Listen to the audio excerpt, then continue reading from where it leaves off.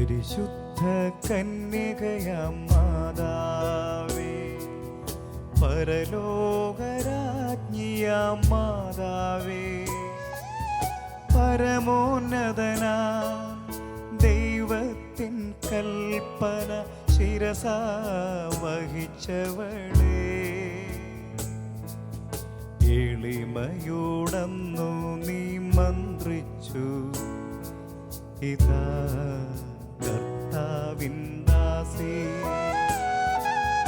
പരിശുദ്ധ കന്യകയാം മാതാവേ, പരലോകരാജ്ഞിയാം മാതാവേ, പരമോന്നതനാം ദൈവത്തിൻ കൽപ്പന ശിരസാ വഹിച്ചവളേ, എളിമയോടന്നു നീ മന്ത്രിച്ചു, ഇതാ കർത്താവിൻ ദാസി. ദൈവഹിതത്തിന് മുൻപിൽ ഇതാ കർത്താവിൻ്റെ ദാസി എന്ന് പറഞ്ഞ് ജീവിതം അടിയറ വച്ചവൾ പരിശുദ്ധ മറിയം. സ്നേഹസഹോദരങ്ങളെ, ജീവിതത്തിൻ്റെ ഏതവസ്ഥയിലും ഇതാ കർത്താവിൻ്റെ ദാസി, ഇതാ കർത്താവിൻ്റെ ദാസൻ എന്ന് പറയുവാൻ ഹൃദയപൂർവം ആ വാക്കുകൾ ഉരുവിട്ടുകൊണ്ട് ദൈവഹിതത്തിന് കീഴ്വഴങ്ങുവാൻ സാധ്യമാകുന്നത് നിസ്സാരമായ കാര്യമല്ല. ദൈവത്തിൻ്റെ പ്രത്യേകമായ കൃപ, ദൈവത്തിലുള്ള അടിയുറച്ച വിശ്വാസധാര, ദൈവത്തിലുള്ള ആഴമായ ശരണം, അതെ,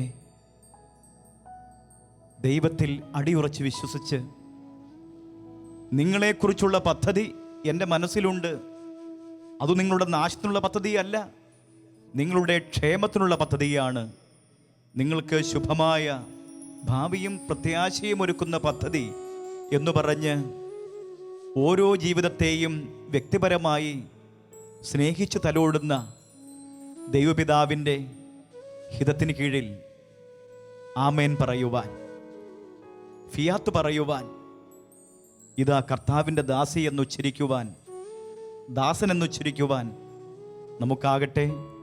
കാർമൽ ഗീതങ്ങൾ നമുക്കായി ഒരുങ്ങുമ്പോൾ ഹൃദയപൂർവം പരിശുദ്ധ അമ്മയോട് ചേരാം. അമ്മ വഴി ഈശോയ്ക്ക് മഹത്വം നൽകാം. നമുക്ക് പാടി പ്രകീർത്തിക്കാം അമ്മയെ. ജീവിതഗന്ധിയായ ഗീതങ്ങൾ നമുക്ക് സമർപ്പിക്കാം. സ്നേഹത്തോടെ ഗീതം ശ്രവിക്കാം.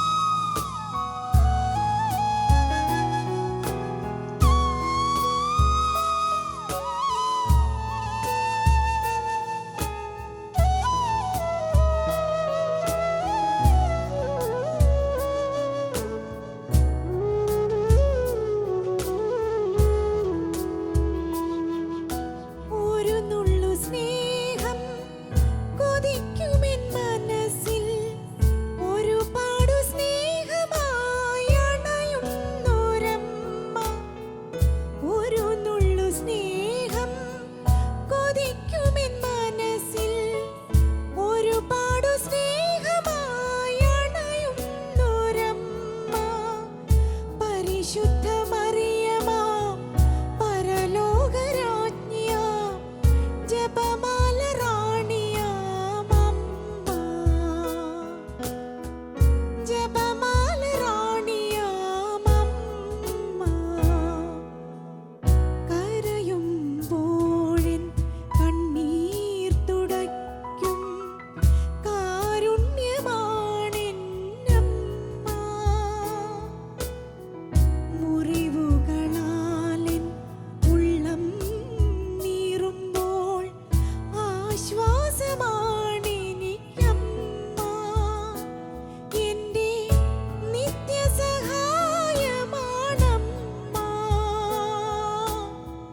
പരിശുദ്ധ മറിയമാം പരലോകരാജ്ഞിയാം ജപമാല റാണിയാം അമ്മ, ജപമാല റാണിയാം അമ്മ.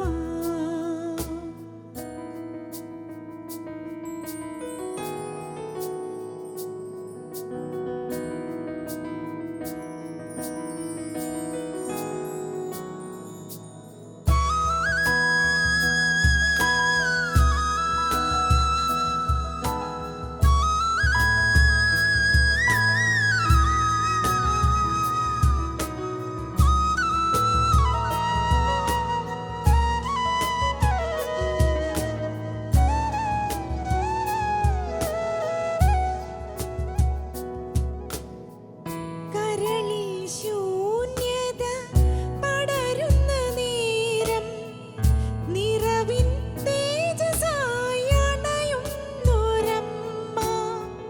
കരളിൽ ശൂന്യത പടരുന്ന നേരം നിറവിൻ തേജസ്സായി അണയുന്നൊരമ്മ. പരിശുദ്ധ മറിയമാം പരലോകരാജ്ഞിയാം ജപമാല റാണിയാം അമ്മ, ജപമാല റാണിയാം അമ്മ. കരയുമ്പോഴെൻ കണ്ണീർ തുടയ്ക്കും കാരുണ്യമാണെൻ അമ്മ.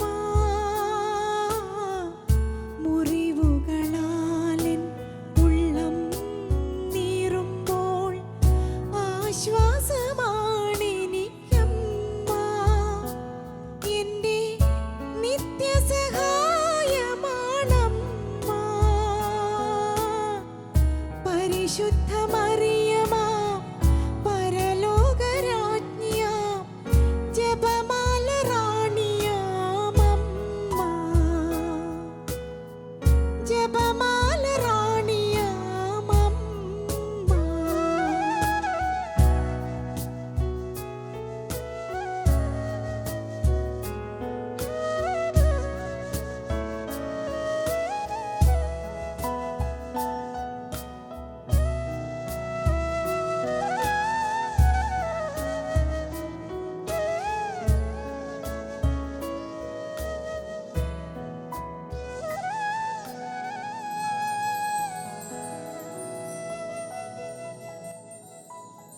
സീമ ടീച്ചറെ, കരയുമ്പോഴെൻ കണ്ണീർ തുടയ്ക്കുന്ന കാരുണ്യമാണ് എൻ്റെ അമ്മ.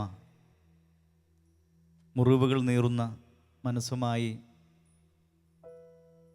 ദുഃഖഭാരത്തോടെ കേഴുന്നവർക്ക് എന്നും സാന്ത്വനമാണ് അമ്മ എന്നൊക്കെയുള്ള അർത്ഥം വരുന്ന മനോഹരമായ ഗാനം ടീച്ചർ പാടി. അനേക ഗാനങ്ങളിൽ നമ്മൾ കേട്ടിട്ടുണ്ട് അമ്മയെ വിളിക്കുമ്പോൾ അവിടെയെല്ലാം കണ്ണീരിൻ്റെ നനവിൻ്റെ ഒരു പ്രതിഫലനം അനേക ഗാനങ്ങൾ പാടുന്ന ഗായകരിലും അല്ലെങ്കിൽ എഴുതുന്നവരിലൊക്കെ ആ ആവിഷ്കാരം കാണാൻ സാധിക്കുന്നുണ്ട്. ഇപ്പം തന്നെ പ്രാർത്ഥനയിൽ പോലും കണ്ണീരിൻ്റെ താഴ്വരയിൽ വിങ്ങിക്കരഞ്ഞുകൊണ്ട് എന്നൊക്കെ നമ്മൾ കാണുന്നുണ്ട്. അമ്മ എപ്പോഴും കണ്ണീരിൽ ഓടി വരുന്ന കാരുണ്യ സാന്നിധ്യമാണ്.